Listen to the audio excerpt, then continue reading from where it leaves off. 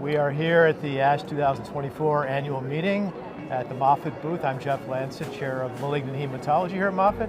And I'm joined by Dr. Brandon Blue, one of our faculty members in the multiple myeloma section.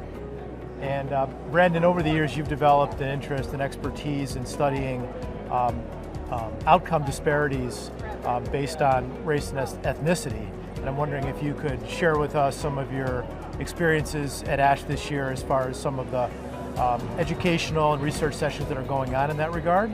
Yeah. And because it's obviously a very major area of interest and importance.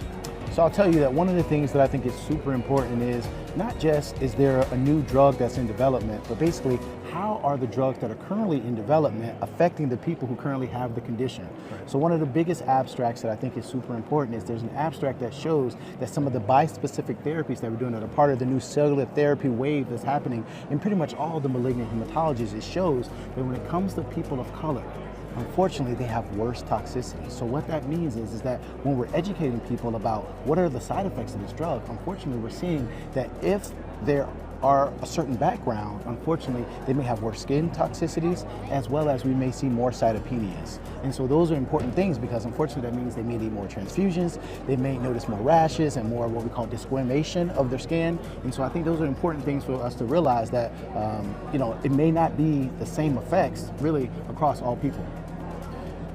And speaking of disparities in toxicity and other outcomes,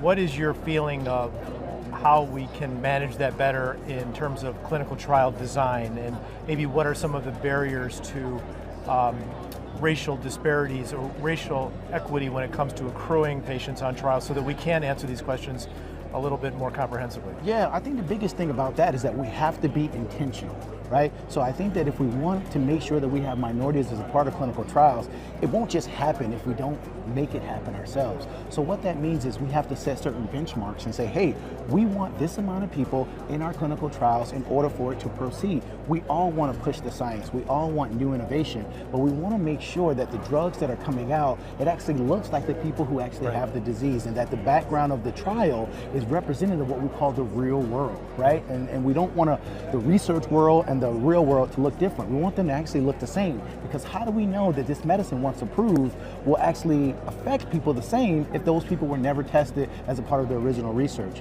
And so I think a way for us to do that, to be intentional about it, is to go to the people who actually need those trials and say, hey, this is what we need. This is some of the inclusion criteria that we may have to sometimes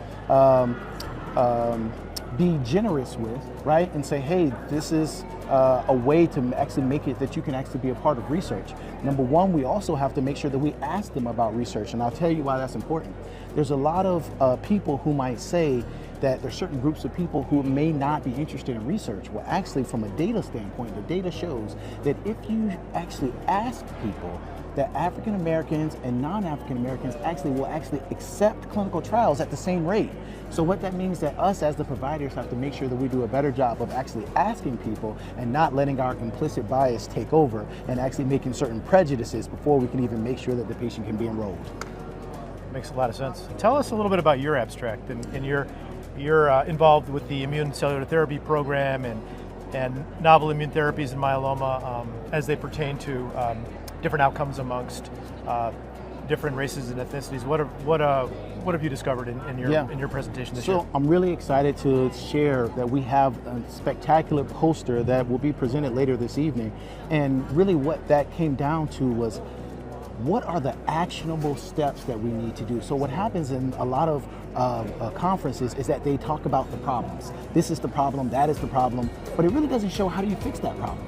So what we did was we got patients, providers, we got pharmaceutical companies, as well as advocacy all in one room, and we came up with these actionable steps to say, this is how we make things better for groups of people. So I really want everybody to stay tuned so they can come to this poster presentation, because it's going to be fantastic. Awesome. Well, thanks for your time. Thank you. Great job. Nice hat. Right. Thank you. Enjoy the rest of the meeting. All right. Thank you.